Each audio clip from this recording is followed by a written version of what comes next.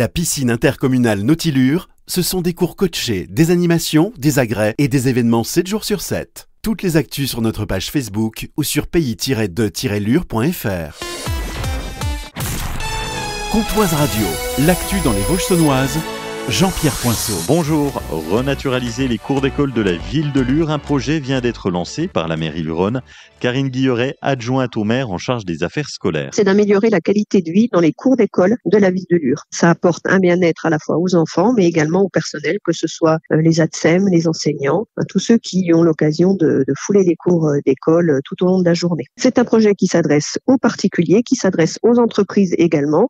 Ça permet à tout le monde de faire une action citoyenne et d'améliorer les conditions de vie, de pratique des enfants au sein des écoles. Et pour participer au projet? Alors en fait, il suffit de se connecter sur Collecticity et puis le projet de la ville de Lure apparaît et on peut faire un don en bénéficiant d'avantages fiscaux, évidemment, de 60% pour les entreprises et 66% pour les particuliers, déductibles bien sûr des impôts. Le projet est en ligne jusqu'à la fin de l'année. Depuis le 1er novembre, plusieurs changements impactent notre quotidien. Côté énergie, les horaires des heures creuses d'électricité évoluent. La nuit, ça sera désormais de 23h à 7h et en journée entre 11h et 7h. Objectif mieux collé à la production solaire. Le prix du gaz reste stable en novembre. Sur la route, les pneus neige redeviennent obligatoires dans les zones de montagne, dont une partie de la Haute-Saône. C'est également le début de la trêve hivernale. Plus d'expulsions ni de coupures d'électricité jusqu'à fin mars. Et dès le 13 novembre, les frais bancaires liés aux successions seront plafonnés à 1% du montant du compte dans la limite de 850 €. Le mois sans tabac revient pour sa 10e édition. Depuis 2014, la France compte 4 millions de fumeurs quotidiens en moins. Le tabac reste encore très présent, surtout chez les ouvriers, les chômeurs ou les personnes en difficulté financière. En Bourgogne-Franche-Comté, près d'une personne sur 5 fume. Cette année, la campagne mise sur la solidarité, le message est clair. Participer au mois sans tabac, c'est augmenter ses chances de devenir ex-fumeur. Pour aider à relever le défi, un site, une appli, un numéro d'écoute et des kits gratuits sont à disposition. Si vous voulez tenter l'expérience, vous vous inscrivez dès maintenant sur moi-sans-tabac-infoservice.fr. Les Restos du Cœur lancent leur 41e campagne hivernale, avec un accent particulier cette année sur les jeunes enfants et les familles monoparentales de plus en plus fragilisées. À Villers-Sexcel, l'antenne locale accueille déjà une 50aine de bénéficiaires, un chiffre élevé pour une commune de 1500 habitants. L'association parvient à répondre aux besoins, alors elle manque toujours de bras pour la collecte d'hiver et souhaiterait un local plus grand pour accueillir le public.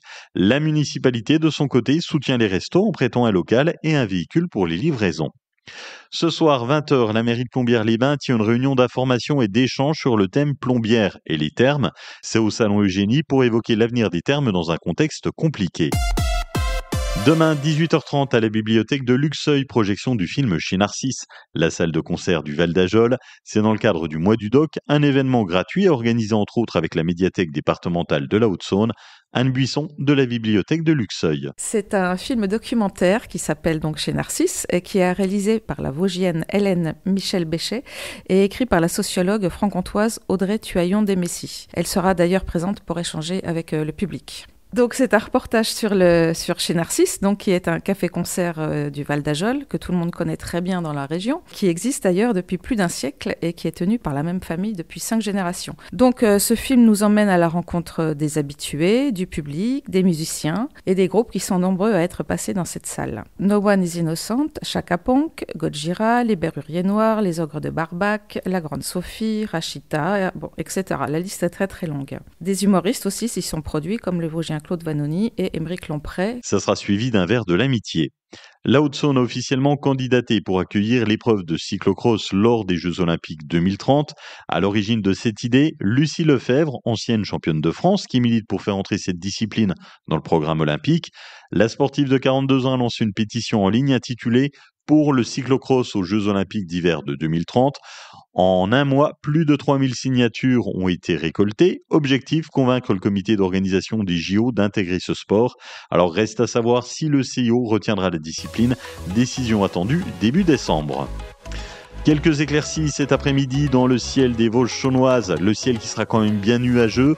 Pour les températures, 11 degrés au maximum à Sceaux, Cerlé-Norrois, Genevreuil et Lure.